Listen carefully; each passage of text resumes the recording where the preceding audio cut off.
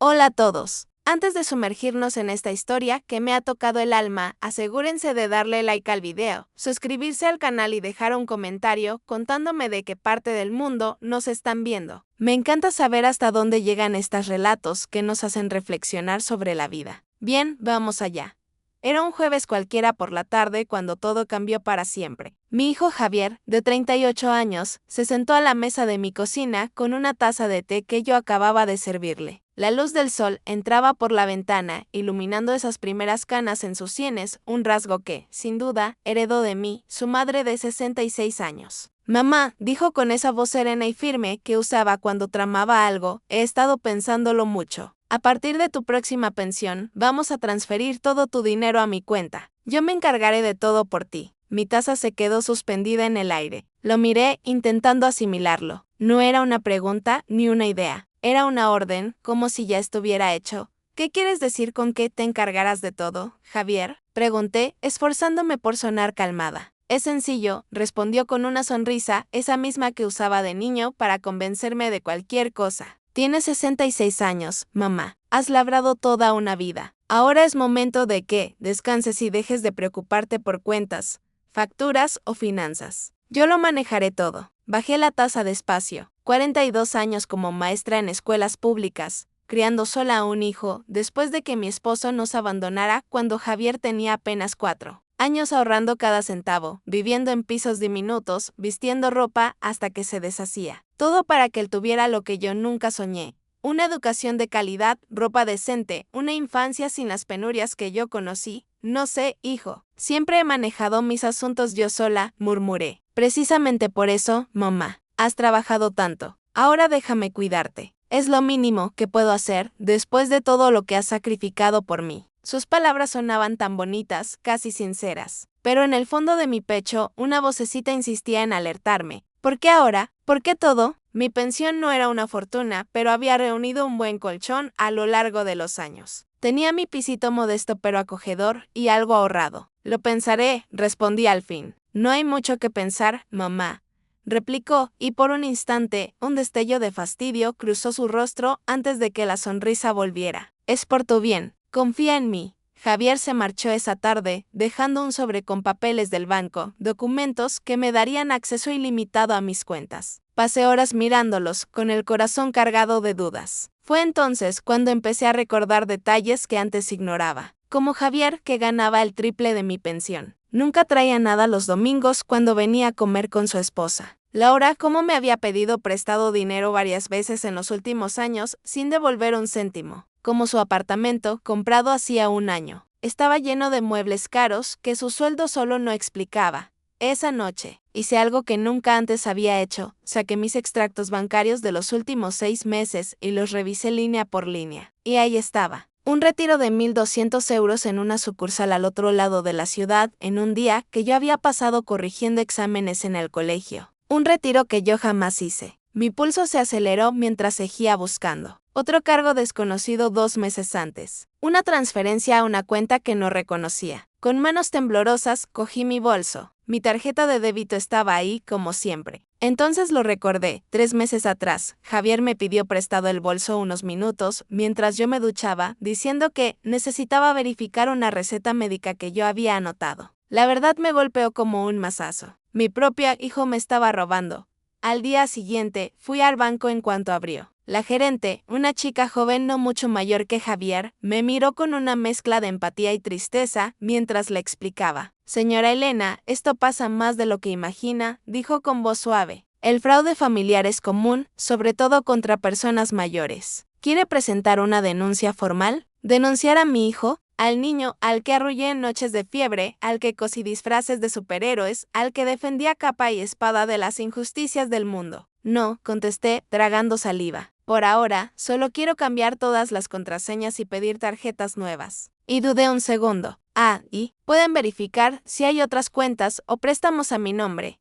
La pesquisa sacó a la luz mis peores temores. Una tarjeta de crédito que yo nunca solicité con una deuda de 5.800 euros. Una factura de luz a una dirección que no era la mía, la de Javier. Y lo peor, un préstamo de 12.000 euros a mi nombre. pedido un año atrás que había arruinado mi historial crediticio. Salí del banco sintiéndome 10 años más vieja. Esa mañana, caminé sin rumbo por las calles, intentando entender cómo el niño que crié, al que amaba más que a mí misma, se había convertido en este extraño que me despojaba de todo.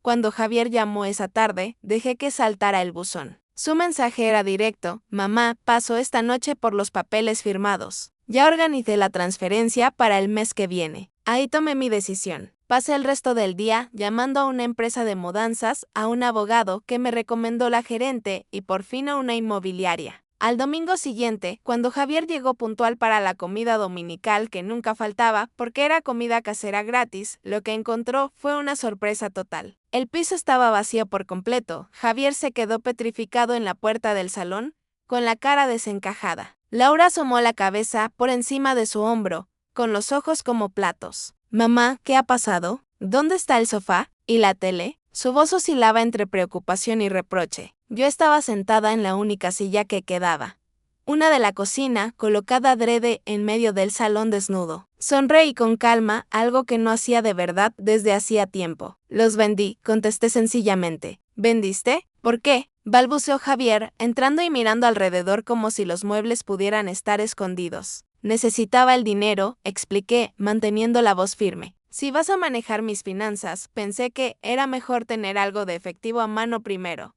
La confusión en su cara viró rápido a la ira, un arrebato que nunca le había visto. Crudo, descontrolado, aterrador. Por un momento, tuve miedo de mi propio hijo. ¿Estás loca?, gritó. ¿Cómo vamos a ver la tele cuando vengamos a comer? ¿Cómo vamos a estar cómodos aquí? Esas palabras fueron como un rayo. ¿Cómodos nosotros? No, ¿cómo vas a estar cómoda tú, mamá? Era por su comodidad, no por la mía. Mi casa, mis cosas, solo existían para su conveniencia. Laura dio un paso al frente, sus tacones resonando en el suelo de madera ahora al descubierto. Elena, esto es ridículo. Venimos todos los domingos para hacerte compañía, para asegurarnos de que estés bien. ¿Y así nos pagas? Eres egoísta.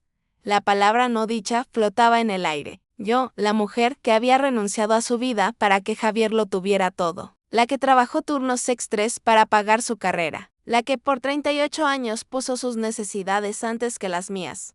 Egoísta.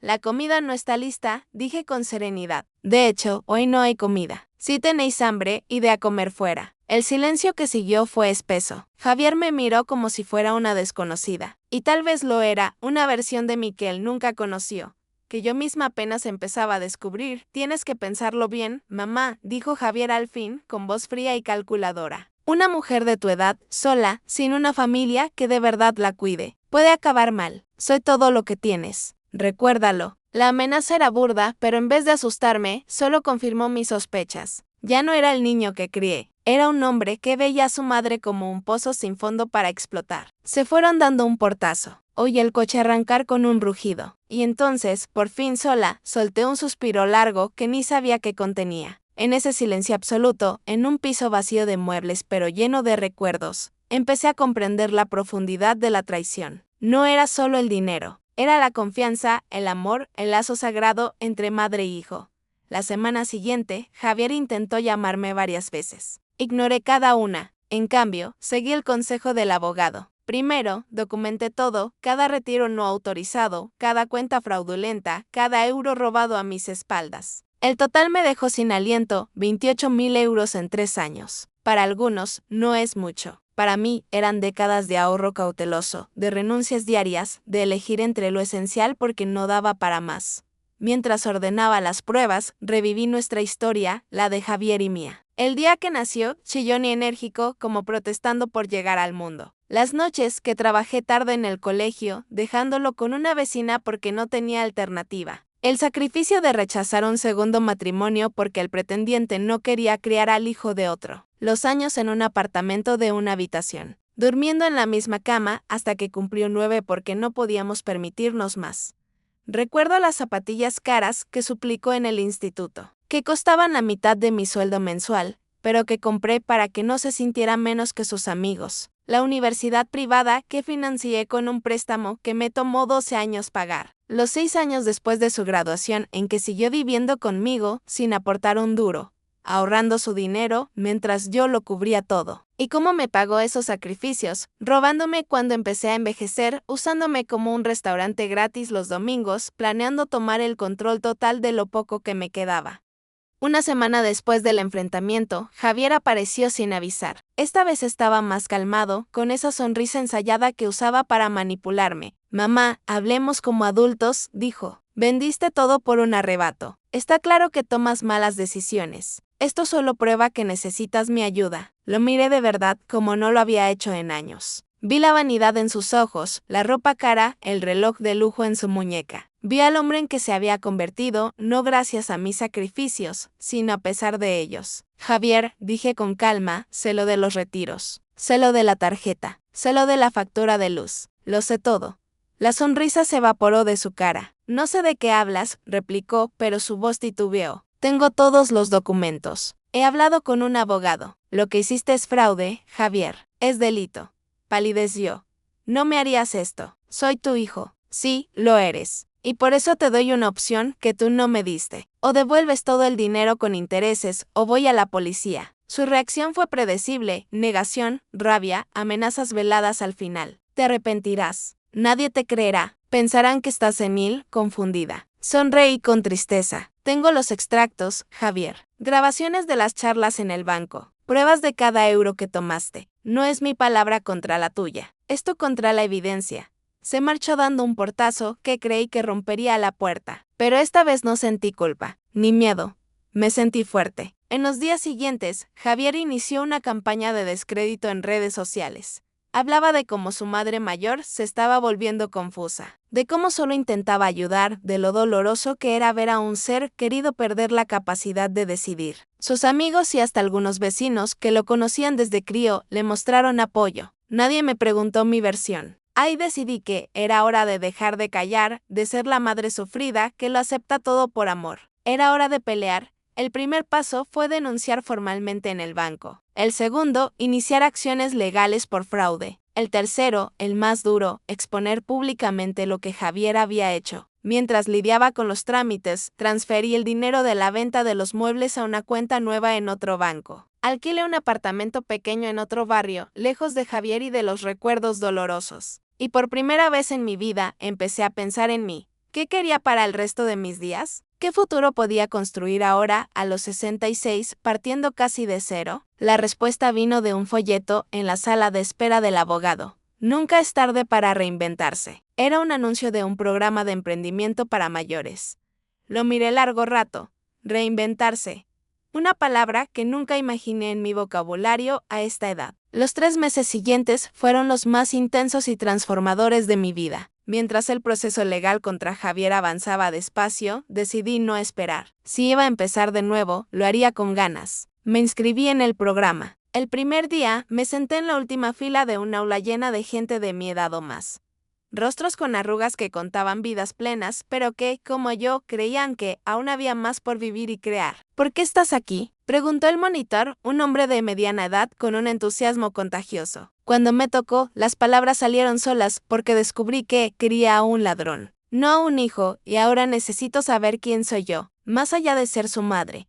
Hubo un silencio atónito, seguido de algo inesperado, aplausos, miradas de comprensión, cabeceos solidarios. En ese instante, supe que no estaba sola. Muchos allí empezaban de nuevo tras traiciones, pérdidas, decepciones. En las clases, redescubrí una pasión dormida por décadas. De joven, antes de que naciera Javier, adoraba preparar postres caseros. Mi abuela, una andaluza de carácter fuerte y manos diestras, me enseñó recetas tradicionales que pulí con el tiempo. Pero cuando la vida se convirtió en una lucha constante por sobrevivir como madre soltera, esa alegría se trocó en necesidad. Con el ánimo de los monitores y compañeros, volví a los postres, primero para compartir en clase, luego aceptando pedidos pequeños. Los flanes de huevo, las torrijas con miel, los panellets de almendra y los buñuelos de viento que salían de mis manos eran más que dulces. Eran proclamas de independencia. Cada venta, por mínima que fuera, era algo mío por completo. Algo que Javier no podía quitarme porque nacía de mis habilidades. Mi ingenio, mi esfuerzo, mientras tanto, el proceso legal destapó más capas de la traición de Javier.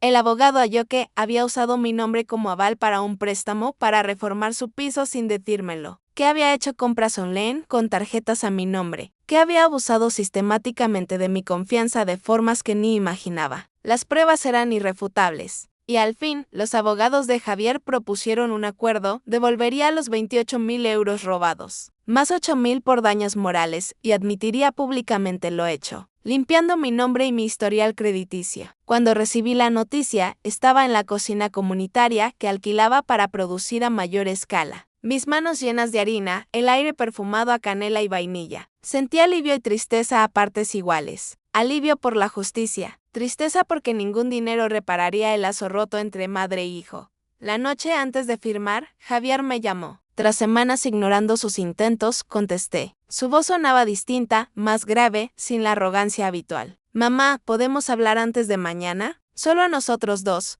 Dudé.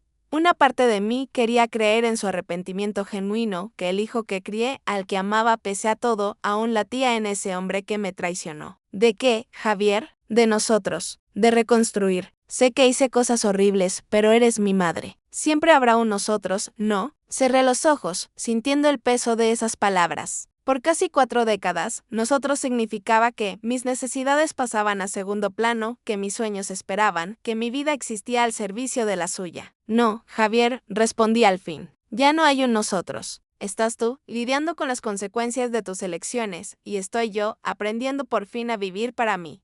Empezó a protestar, a suplicar, a manipular como siempre. Pero algo en mí había cambiado. Sus palabras ya no me ataban el corazón ni las decisiones. Nos vemos mañana en el despacho del abogado. Buenas noches, Javier. Colgué y volví a extender la masa para las torrijas. Cada movimiento metódico estirando la masa, cortando formas perfectas, preparando el relleno cremoso, era una afirmación. Cada postre terminado, un recordatorio tangible de lo que podía crear con mis manos. Al día siguiente, firmé el acuerdo sin derramar una lágrima. Javier evitó mi mirada todo el rato, respondiendo solo con monosílabos a las preguntas de su abogado. Laura no apareció. Cuando todo acabó y el abogado salió a fotocopiar papeles, nos quedamos solos en la sala unos minutos. Un silencio pesado nos envolvió. ¿Por qué lo hiciste, Javier? Pregunté al fin, no con rabia, sino con curiosidad sincera. Tenías un buen trabajo, un piso bonito. ¿Por qué robar a tu propia madre? Bajó la vista, pasándose la mano por el pelo impecable. No lo sé, murmuró. Al principio fue solo una vez. Necesitaba liquidez para la entrada del piso y me faltaba. Planeaba devolverlo. Pero se hizo fácil. Tú nunca preguntabas, nunca revisabas.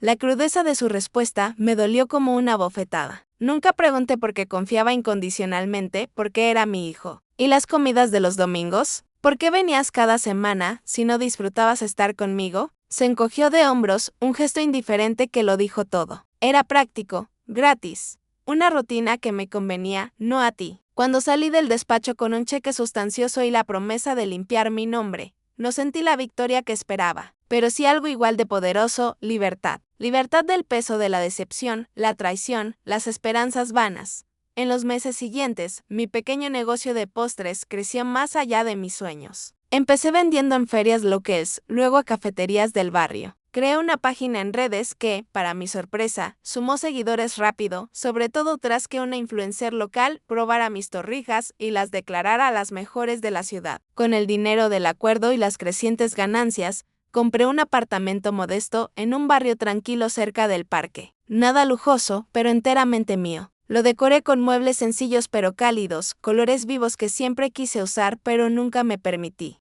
Y una cocina equipada para mi nuevo arte. Javier intentó contactarme unas veces tras el acuerdo. Me envió regalos por mi cumpleaños, mensajes en Navidad y Año Nuevo. Respondí con cortesía distante, manteniendo un límite claro y infranqueable. Algunos amigos y parientes no entendían mi elección. Pero es tu hijo, decían asombrados. La familia es para siempre. Yo solo sonreía y contestaba, sí, es mi hijo y lo será siempre, pero el amor no implica permitir abusos. El amor incluye respeto y límites.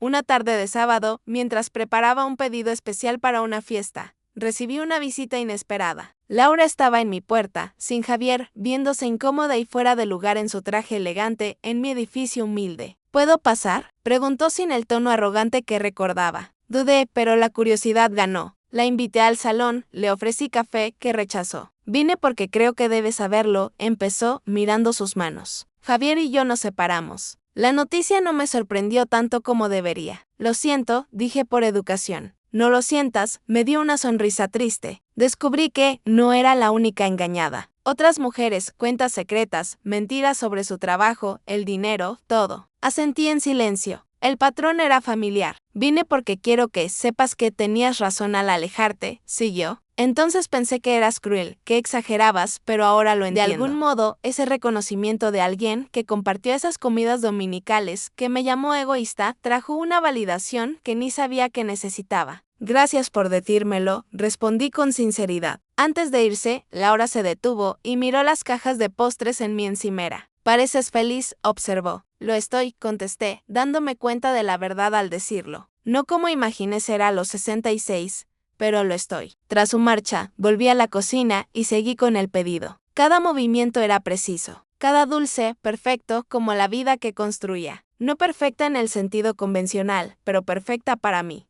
Por la noche, me senté en el balconcito de mi apartamento, oyendo el rumor lejano de la ciudad y saboreando una torrija con una taza de infusión. Vi el cielo teñirse de naranja y rosa, las primeras estrellas asomando tímidas. Pensé en la madre joven que fue, con un bebé en brazos y sueños en el corazón. En los años de sacrificio, noches en vela, comidas saltadas para que Javier lo tuviera todo. Y en la mujer que era ahora, más sabia, más fuerte, por fin verdaderamente libre. Un año después del acuerdo con Javier, el otoño trajo vientos frescos y hojas doradas que bailaban por las aceras. Mi negocio de postres había superado mis expectativas más locas. Dulces de Elena ya no era solo una página en redes o un puesto en ferias. Tenía su propio local, una tiendita en el centro con ventanales grandes que dejaban entrar la luz, iluminando vitrinas llenas de colores y texturas tentadoras. Esa mañana de lunes, mientras amasaba para una nueva tanda de flanes, sonó el timbre. Era temprano para clientes. Solía abrir a las 10. Me limpié las manos en el delantal y fui a abrir. Para mi sorpresa, era Rosa, mi vecina de toda la vida del barrio viejo. No la veía desde que me mudé casi un año atrás, Elena, exclamó, abriendo los brazos para un abrazo. Por fin te encuentro. El sitio es precioso. Le devolví el abrazo, contenta de verdad. Rosa había sido de las pocas que no tomó partido cuando lo de Javier se hizo público. Pasa,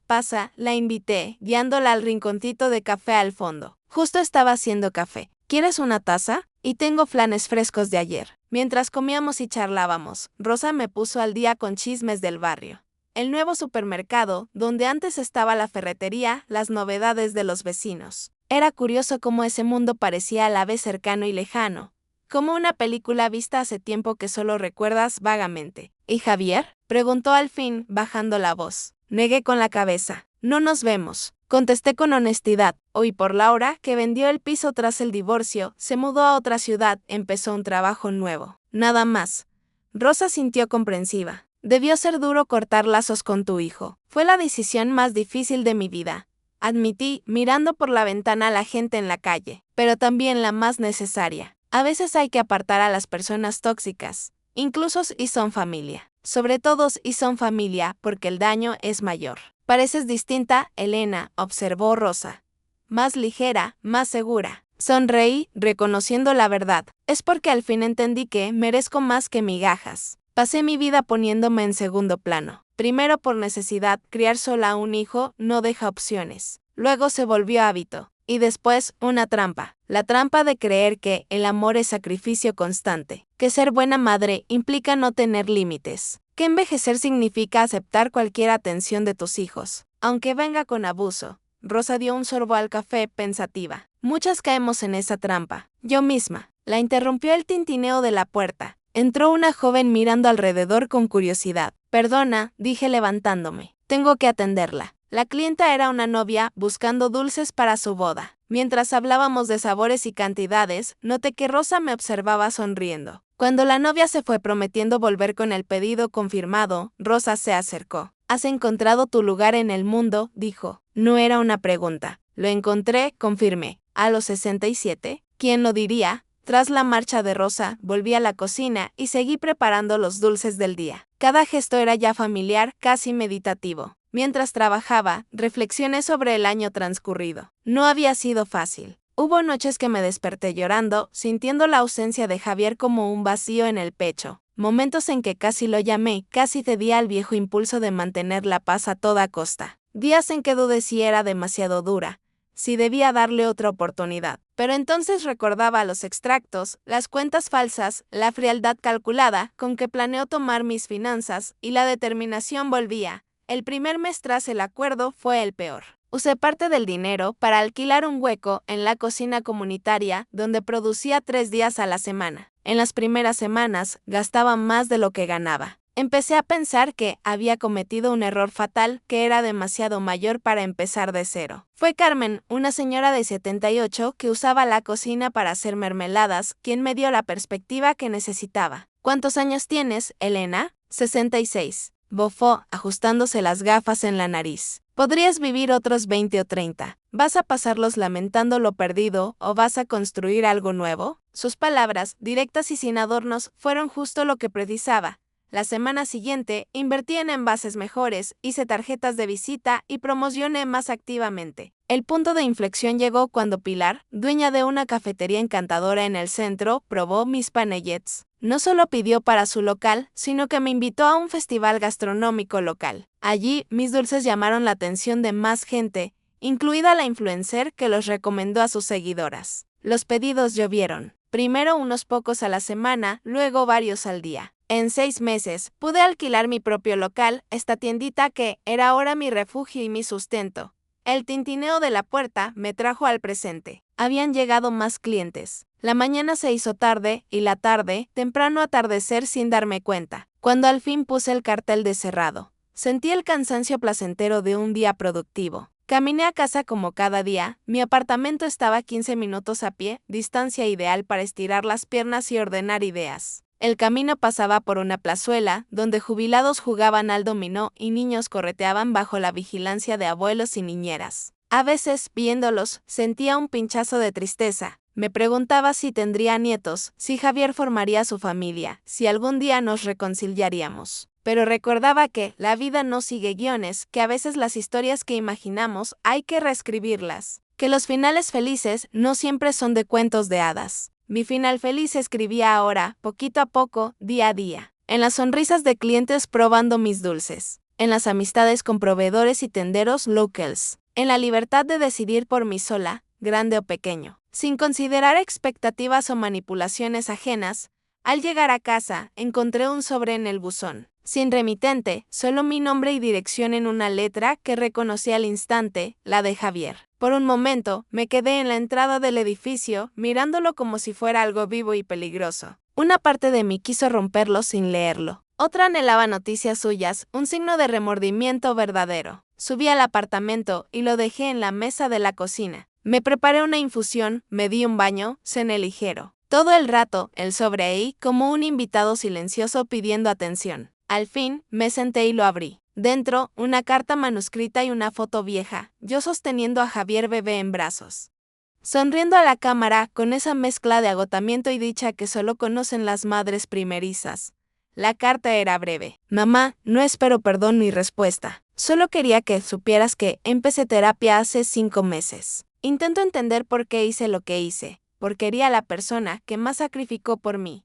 La terapeuta dice que me queda un largo camino, que reconstruir confianza, si es posible, toma años, no meses, que primero debo convertirme en alguien digno de ella. Vi tu tienda en redes. Es impresionante. Siempre supe que hacías los mejores dulces del mundo. Estoy orgulloso de ti, aunque no tenga derecho a sentirlo. Javier. Leí la carta varias veces, buscando la manipulación oculta, la leyenda secreta, pero sorprendentemente no había. Ni peticiones, ni justificaciones, ni súplica implícita de reconciliación. Guardé la carta en el cajón de documentos importantes. No respondí. No estaba lista. Tal vez nunca lo estaría, pero algo cambió esa noche. Un nudo de amargura que ni sabía que cargaba empezó a deshacerse. No era perdón, aún no. Era solo reconocer que la gente puede cambiar, que el futuro está por escribir, que la vida sigue sorprendiendo, incluso a los 67, la primavera siguiente. Mi negocio enfrentó un dilema maravilloso, crecía demasiado rápido. Ya no podía con todos los pedidos sola, sobre todo tras empezar a suministrar a 2 cafeterías y una charcutería. Por primera vez, necesitaba contratar ayuda. La idea me ponía nerviosa. Ser jefa nunca había estado en mis planes. Como maestra, siempre estuve bajo directores y inspectores. Como madre, mi rol era cuidar, no mandar. Lo estás sobrepensando, me dijo Pilar, durante nuestro desayuno semanal en su cafetería, de una rutina que había empezado meses atrás y se convirtió en ancla de nuestras semanas ajetreadas. Contrata a alguien, enséñale tus recetas, delega. Mis recetas son todo lo que tengo, confesé, removiendo el café distraída. ¿Y si no es de fiar? ¿Y si roba mis fórmulas y abre un negocio rival? Pilar rió, negando con la cabeza. Primero, es improbable. Segundo, aunque pase, nadie hace dulces como tú, Elena.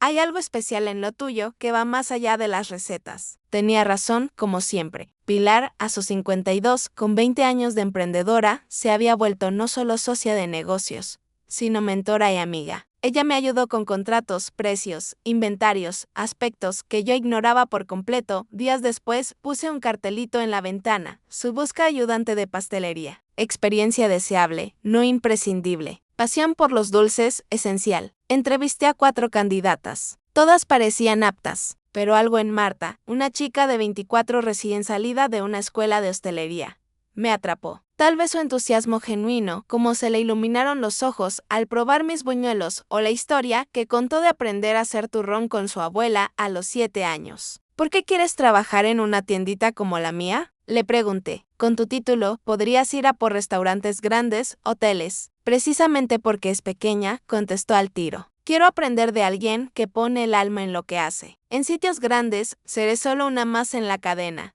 La contraté ese mismo día. Fue una de las mejores decisiones de mi vida. Marta trajo más que ayuda práctica, ideas frescas, energía joven, conocimientos técnicos que complementaban mi experiencia intuitiva. Mientras yo dominaba los clásicos flanes, torrijas, panellets, ella sugería fusiones modernas y presentaciones innovadoras que atraían a un público más joven. Nuestra sociedad floreció de formas inesperadas. Yo le enseñé los secretos de recetas ancestrales de mi familia. Ella me mostró cómo sacarle más partido a las redes, cómo fotografiar para resaltar la belleza de los dulces, cómo crear contenido que enganchara a Elena. Tenemos que grabar un video de ti preparando torrijas, insistió una mañana. A la gente le encanta ver el proceso, sobre todo si es alguien con tu experiencia mostrando técnicas tradicionales. ¿Un video de mí? Nadie quiere ver a una señora con el pelo blanco amasando, protesté, medio en broma, medio en serio. No lo pillas, negó Marta con la cabeza. Eso es justo lo que quieren. Autenticidad, historia, habilidad real. Están hartos de influencers perfectos que apenas saben batir huevos. A regañadientes, la dejé grabar. El video, editado con música suave y subtítulos explicativos, superó los 4,000 views en 2 días. Los comentarios rebosaban admiración, preguntas sobre técnicas y, sorprendentemente, relatos personales de gente recordando a sus abuelas en la cocina. ¿Ves? Sonrió Marta triunfante. No eres solo pastelera, eres cuentacuentos a través de dulces. Esa idea de que mis postres eran historias, que cada receta llevaba memorias y tradiciones, me caló hondo. Empecé a incluir tarjetitas con los pedidos, el origen de cada dulce, como lo aprendí, qué recuerdos evocaba. Los clientes adoraron esa capa extra. Muchos volvían no solo por el sabor, sino por las historias, por la conexión con algo auténtico, en un mundo cada vez más falso. 6 meses después de contratar a Marta, expandimos el negocio. Alquilamos el local contiguo y lo convertimos en un rinconcito de café donde la gente podía disfrutar los dulces con un té o chocolate. Contratamos a 2 más, un chico para servir mesas y una jubilada que, como yo, halló una segunda carrera en la repostería. Mi rutina cambió. Ya no hacía todos los dulces yo sola. Supervisaba un equipo pequeño. En vez de preocuparme por si vendría gente,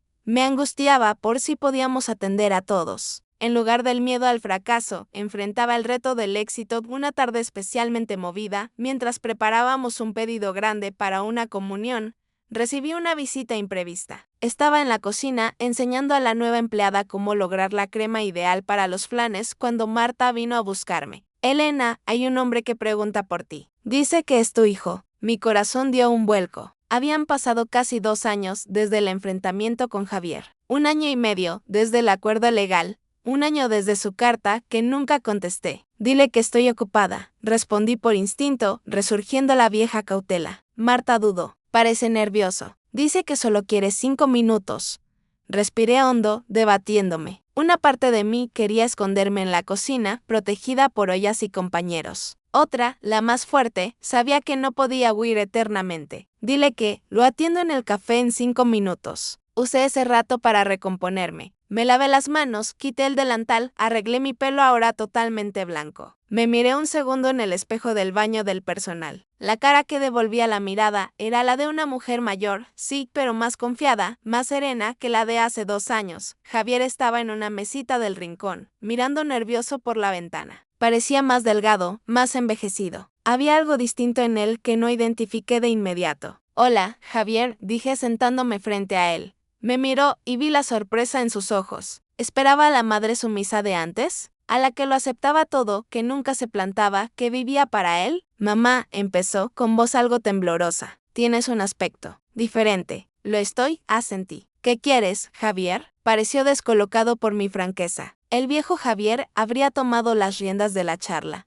dictado términos, manipulado sutilmente. Este parecía inseguro. Quería verte, dijo al fin. Saber cómo estás. El sitio es increíble. Nunca imaginé que podrías construir algo así. Yo tampoco, terminé cuando dejó la frase en el aire. Pero lo hice. No es eso, dijo rápido. Es solo que siempre parecías tan cansada, tan resignada a la vida. Ahora pareces viva, asintió con una sonrisa pequeña. Sí, viva. Nos quedamos en silencio un momento. Marta apareció con 2 tazas de chocolate y un plato de surtido de mis dulces. Cortesía de la casa, dijo sonriendo, pero sus ojos preguntaban si estaba bien. Le di un leve gesto afirmativo. Sigo en terapia, dijo Javier tras la marcha de Marta.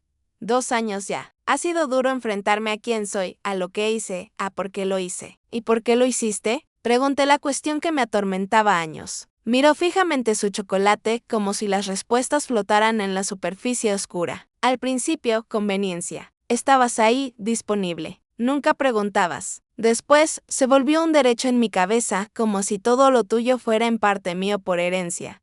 La honestidad cruda dolió, pero trajo una liberación extraña. Por fin, verdad sin excusas ni manipulaciones. La terapeuta dice que tengo rasgos narcisistas, siguió, que crecí creyendo que el mundo tú existía para servirme, que nunca desarrollé empatía real. Asentí, viendo que encajaba, explicaba tanto. No vengo a pedir perdón, dijo sorprendentemente. Sé que hay cosas más allá del perdón. Vine porque parte de mi terapia es enmendar donde se pueda. Y quería que supieras que intento cambiar, que reconozco el daño. Lo miré con ojos nuevos. Este no era el Javier que conocía, arrogante, manipulador, siempre con un ángulo, una yende oculta. Este hombre parecía más humano, falible, consciente de sus fallos. Me alegra que busques ayuda, dije al fin. De verdad. Gracias, replicó, y vi lágrimas asomando en sus ojos. No esperaba ni que me recibieras, pero quería decirte en persona que lo siento por todo. En ese instante, algo se movió entre nosotros. No era perdón, aún no. No reconciliación. Tal vez nunca lo fuera, pero era un reconocimiento mutuo de que ambos cambiábamos, crecíamos, hallábamos caminos nuevos. Tus dulces siempre fueron los mejores, dijo probando un panellet. Recuerdo que los hacías las tardes de domingo cuando era pequeño. El comentario evocó un recuerdo olvidado. Javier de 6 años, sentado en la encimera de la cocina, lamiendo la cuchara mientras yo terminaba el postre. Un momento simple de conexión madre-hijo antes de que la vida se complicara. Antes de que el dinero, el estatus y las expectativas torcieran nuestra relación. ¿Quieres ver la cocina? Ofrecí de impulso. ¿Ver cómo lo hacemos ahora? Sus ojos se iluminaron con sorpresa e interés genuinos. Me encantaría. Lo llevé al fondo de mi pequeño imperio. Lo presenté al equipo, le mostré el equipo nuevo, expliqué el proceso de producción que habíamos perfeccionado. Observó todo con un respeto que nunca antes mostró por mi trabajo o habilidades. Has construido algo increíble aquí, mamá, dijo al volver al café. Estoy orgulloso de ti. Las palabras sonaron sinceras, sin condescendencia. Gracias, respondí. Y luego, de impulso, añadí, si quieres, puedes volver algún día por un chocolate para charlar. No era una invitación a retomar lo viejo. Era la posibilidad de quizás construir algo nuevo.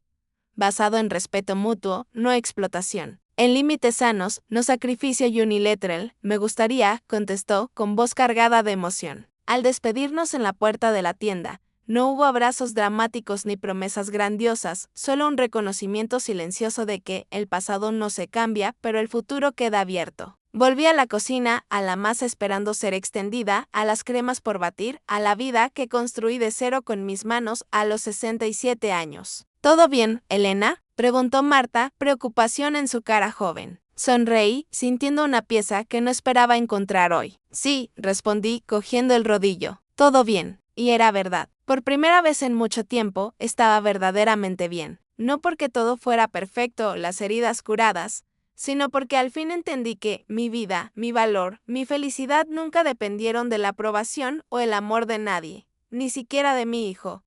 La verdadera liberación no estaba en cortarlo para siempre, ni en perdonar incondicionalmente fingiendo que nada pasó. Estaba en poner límites sanos, exigir respeto, priorizar mi bienestar tras décadas de poner lo último. Mientras trabajaba la masa, sentí una gratitud profunda. Gratitud por la traición que, por dolorosa, me obligó a despertar, a salir de mi zona de confort, del autosacrificio maternal, hacia una vida donde por fin me permitía soñar, crear, florecer. ¿Sabes qué, Marta?, dije mirando a mi joven ayudante. Creo que es hora de expandirnos otra vez. ¿Qué te parece empezar clases de repostería para compartir no solo recetas, sino las historias detrás? Sus ojos brillaron. Sería ideal, Elena.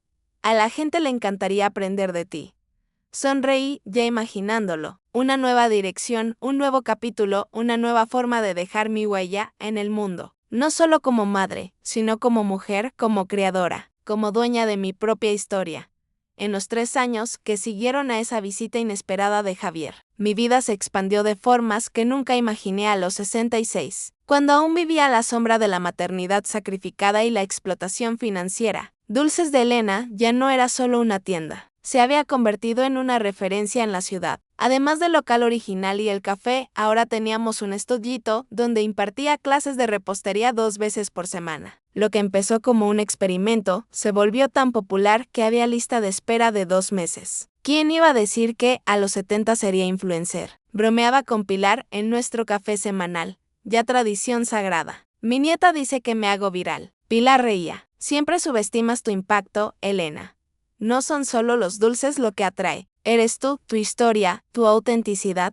Nieta. La palabra aún sonaba extraña y maravillosa. Lucía, una niña de 5 años con los mismos ojos castaños intensos que Javier, entró en mi vida hace 2 años cuando mi hijo llamó para decir que su novia estaba embarazada. No pido nada, me dijo por teléfono, voz vacilante. Solo pensé que debía saberlo. Si quieres ser parte de su vida, de alguna forma. Fui a conocer a Lucía con 3 meses. Recuerdo perfectamente sostener ese paquetito diminuto. Mirar la carita que mezclaba rasgos de Javier con los de su madre. Ana, el olor a bebé, la piel imposiblemente suave, como sus deditos se cerraron alrededor de mi índice. Hola, Lucía, susurré. Soy tu abuela.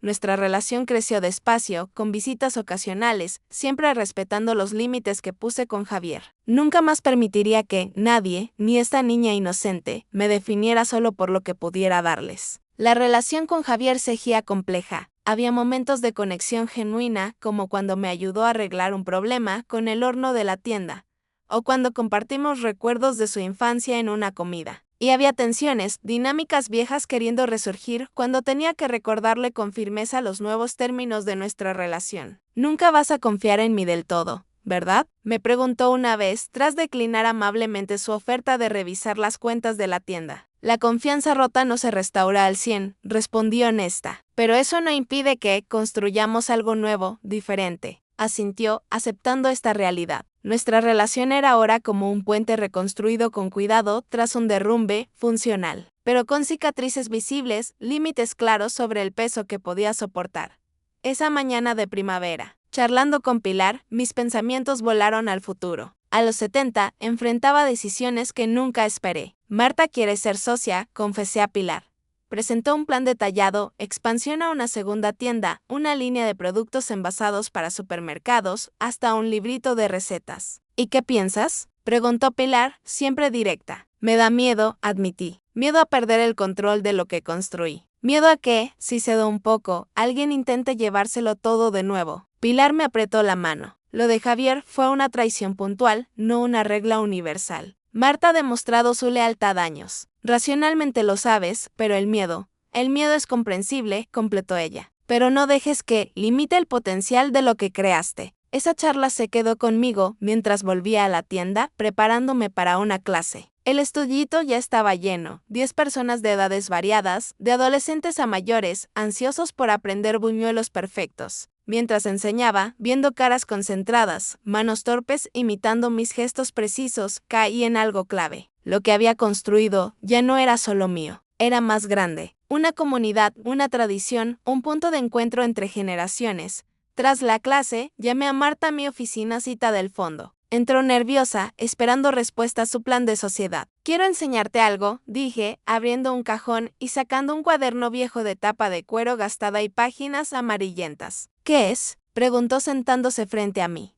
Las recetas de mi abuela, expliqué, abriéndolo con cuidado. Manuscritas, algunas de más de un siglo, traídas de Andalucía, que sobrevivieron guerras, emigraciones, pobreza. Marta miró el cuaderno con reverencia, captando su valor histórico y sentimental. Nunca se lo mostré a nadie, seguí, ni a Javier. Era mi tesoro, mi secreto. Pero me di cuenta de que los secretos guardados mueren con uno. Las tradiciones no compartidas se pierden. Elena, empezó, pero la corté con un gesto. Acepto tu propuesta de sociedad con condiciones. Las detalles después, pero quiero que entiendas algo. Te confío no solo un negocio, sino un legado. Estas recetas, estas historias, son parte de mí, parte de quién serás tú, también si seguimos juntas. Sus ojos se humedecieron. Prometo honrarlo. Cuidaré este legado como si fuera mío. Cuando salió, me quedé sola con mis pensamientos. Acababa de tomar una decisión que cambiaría el rumbo del negocio que levanté de la nada. Cedí a control absoluto, confiando de nuevo. La idea aún me asustaba, pero de forma sana, el temor que acompaña todo cambio grande, no el paralizante nacido del trauma, esa noche, en el balcón de mi apartamento.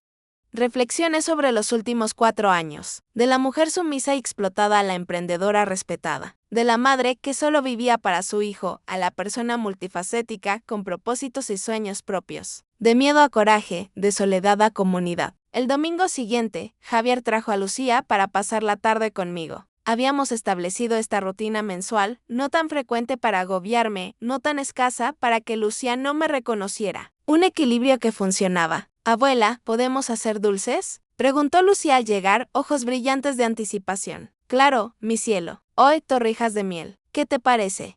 Mientras preparábamos juntas, yo en la encimera, ella en un taburete para llegar, Javier observaba desde la puerta de la cocina. Había algo distinto en su mirada. Ya no era expectativa de recibir, sino alegría de presenciar. Habla de ti todo el rato, comentó cuando Lucía fue a lavarse las manos. De los dulces de la abuela, de las historias de la abuela. Eres su persona favorita. Sonreí, sintiendo el calor de eso. Es muy especial para mí también. Me alegra que tengáis esa relación, dijo, dudando antes de seguir. Mejor que la nuestra fue. La franqueza me sorprendió. Diferente, corregí suave. No mejor ni peor, solo diferente. Javier asintió. Lo que más me impresiona de todo esto, gesticuló abarcando mi cocina, la tienda, mi nueva vida, no es el éxito en sí, aunque es notable. Es que lo construiste después de los 66, cuando la mayoría cree que es tarde para empezar de nuevo. Nunca es tarde para vivir con autenticidad, respondí. El tiempo perdido se fue, pero el que queda es un regalo. Lo rumió un momento. Mi terapeuta dice algo parecido, dejar de lamentar el pasado irrecuperable y enfocarse en el futuro que aún podemos moldear. Tu terapeuta suena sabia, sonreí. Lucía volvió, interrumpiendo con demandas de más miel. Mientras la ayudaba a rebozar las rebanadas, pensé en el significado más hondo. 3 generaciones en la misma cocina, una tradición pasando no solo recetas, sino valores, trabajo duro, creatividad, independencia, resiliencia. Y también límites sanos, respeto mutuo, expectativas claras. Lecciones que no logré inculcarle a mi hijo, pero que quizás pueda sembrar en mi nieta. La semana siguiente, Marta y yo firmamos los papeles de la sociedad. 51% para mí, 49% para ella, una división que reconocía su rol clave mientras preservaba mi voto decisivo en lo importante. El contrato, revisado por mi abogado, incluía cláusulas protectoras y un plan de sucesión gradual. En 5 años, si todo va bien, podrás comprar otro 20%, expliqué mientras firmábamos. Al final, este lugar será más tuyo que mío, y está bien. Así debe ser. No cambiaré el nombre nunca, prometió. Seguir haciendo dulces de Elena, aunque estés jubilada en alguna playa. Reí ante la imagen. ¿Jubilada de nuevo? No, gracias. Prefiero seguir haciendo lo que amo hasta que no pueda sostener una cuchara. pero sus palabras plantaron una semilla. No de jubilación, tras décadas trabajando para sobrevivir, ahora lo hacía por placer y propósito, sino del futuro más lejano, de que quedaría cuando yo no estuviera. En las semanas siguientes, empecé un proyecto postergado, documentar formalmente todas las recetas familiares con las historias detrás. No solo técnicas culinarias, sino memorias, contextos, las personas que las transmitieron. Mi abuela preparando torrijas en la cocina minúscula de un piso en Sevilla. Mi madre haciendo panellets para vender en el barrio en tiempos duros. Yo, joven e inexperta, aprendiendo a base de errores. Pilar me convenció de convertirlo en un libro real. No es solo un recetario, insistió. Es memorias, historia cultural, un testimonio de resiliencia femenina. La idea parecía demasiado grande para mí, pero la semilla germinó.